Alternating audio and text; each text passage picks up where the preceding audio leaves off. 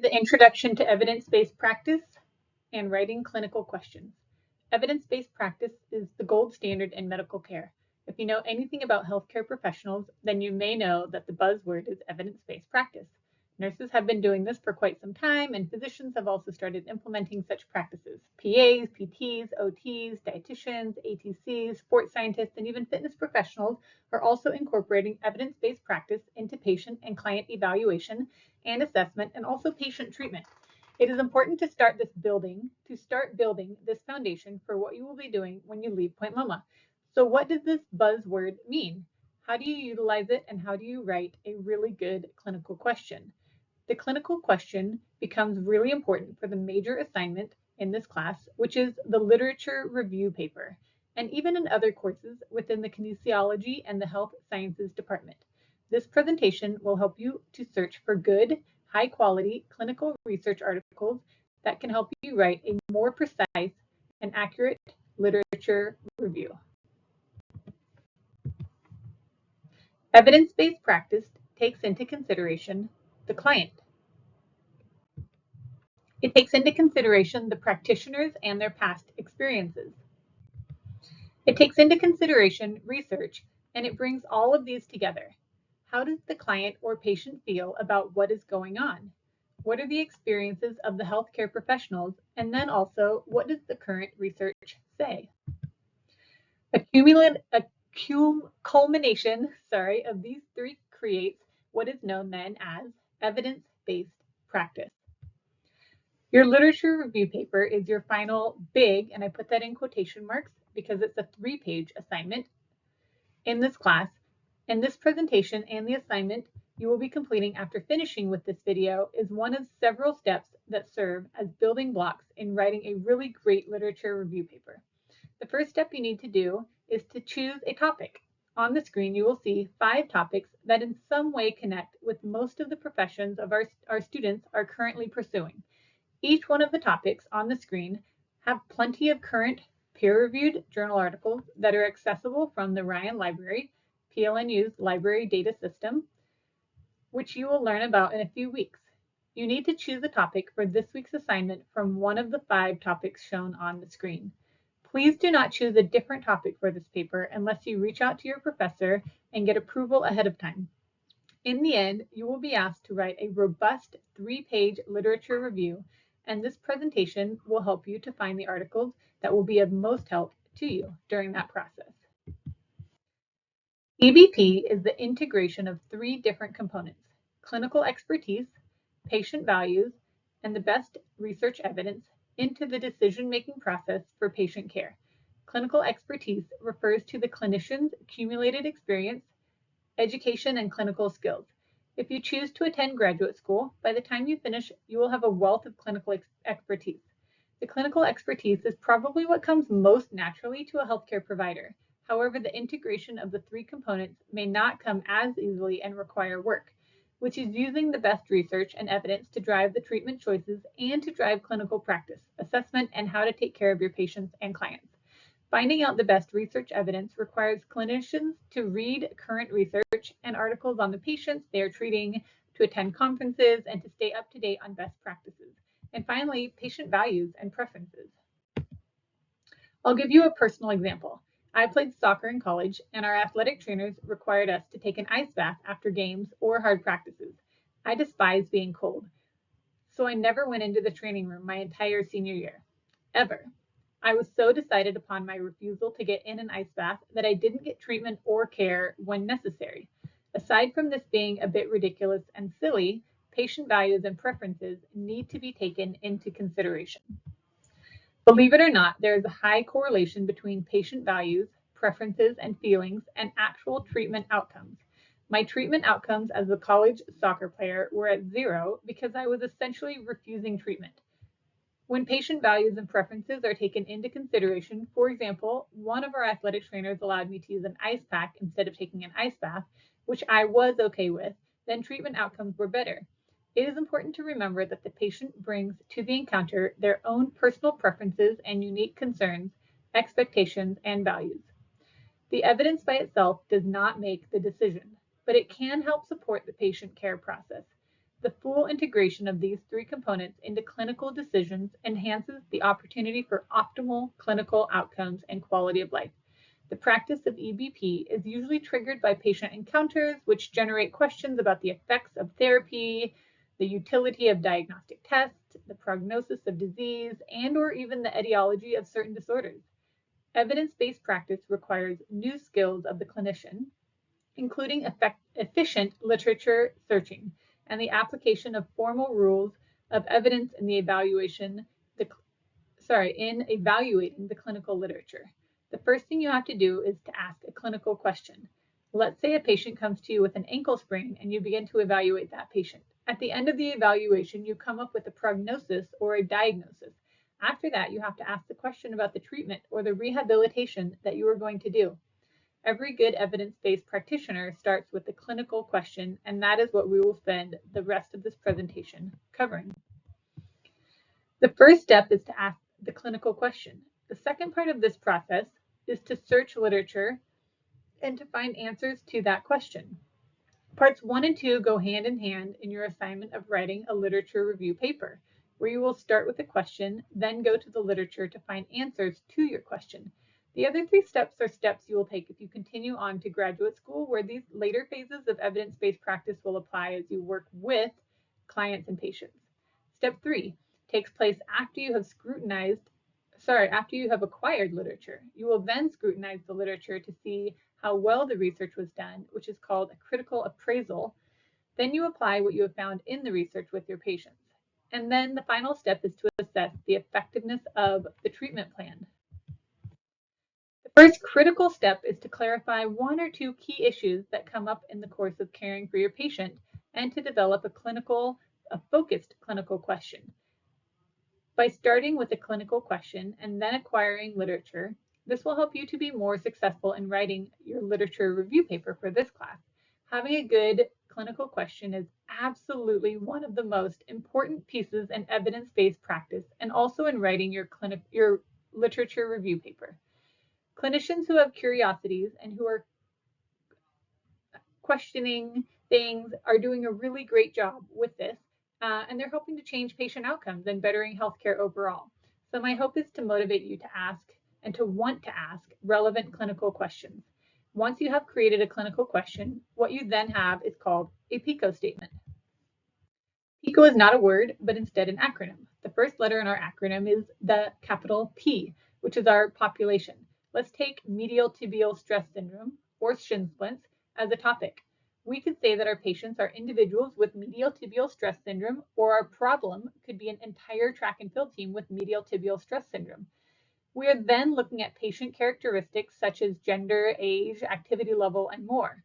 The more precise you can be in this area, the more refined your search will be, and the better the research articles you will find.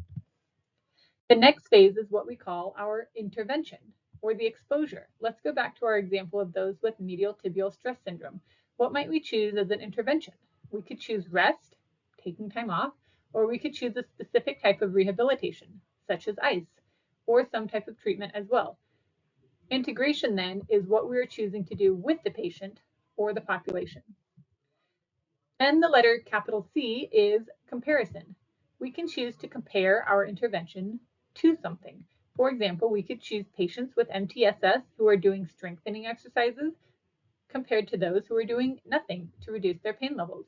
So our P would be MTSS patients, our I, or intervention, would be a strengthening program, and the C, the comparison group, could be individuals who are actively resting, which allows us to compare the intervention to something else.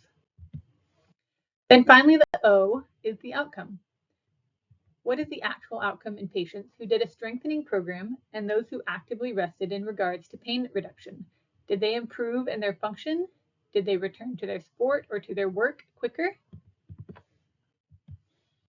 Let's give it a try, creating a usable PICO statement using a case study approach with a topic that is not one of our 5 chosen topics, yet still applies to our allied health professionals. Let's say we have a patient who has carpal tunnel syndrome, which is at the bottom of the wrist, typically seen in office administrators who spend a lot of time typing. Let's say we have a patient with carpal tunnel syndrome who wants to avoid surgery, and this patient is asking you, the clinician, if there are other non-surgical options available that are just as effective. We're going to use our literature search and the research to drive our clinical decision making at the end of the case study. We need to take this clinical question and find our P, our I, our C, and our O to complete a helpful search of current literature.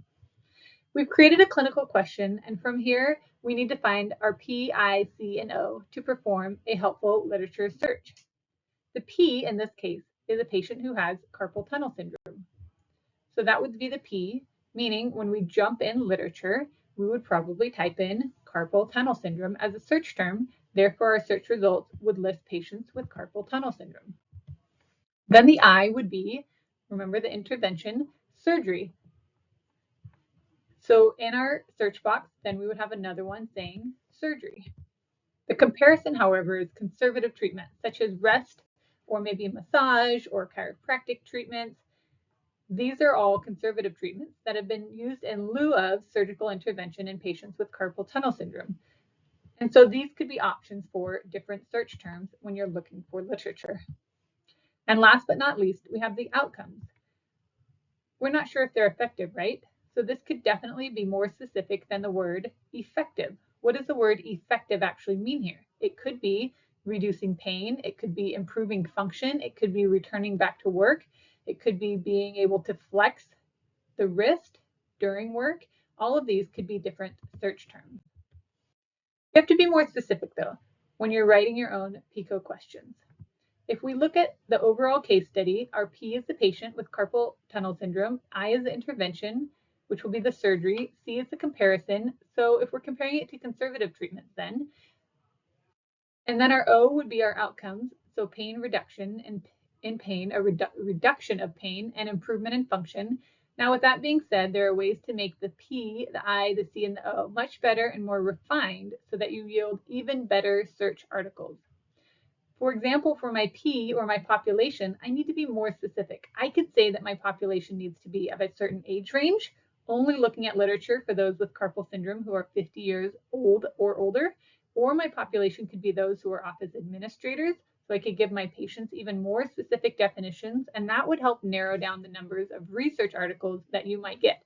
If you simply search for articles about carpal tunnel, you're going to find thousands of research articles. But if you're more specific with the type of patient that you're actually looking for, and you can narrow that search down even more, then you'll have less articles to sort through later. With our intervention, we can be more specific as well, as maybe there are specific names for surgical procedures that we're interested in that have been used for patients with carpal tunnel syndrome or other treatment methods utilized as well. And then with our outcome, we could definitely be more specific there. What is it that we want to see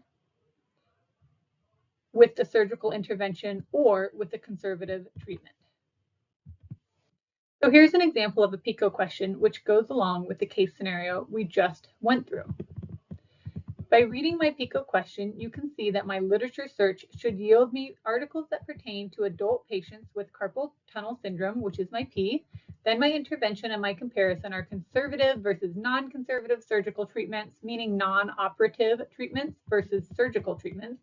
And my O, or my outcome, is the effectiveness at reducing pain in patients with carpal tunnel syndrome.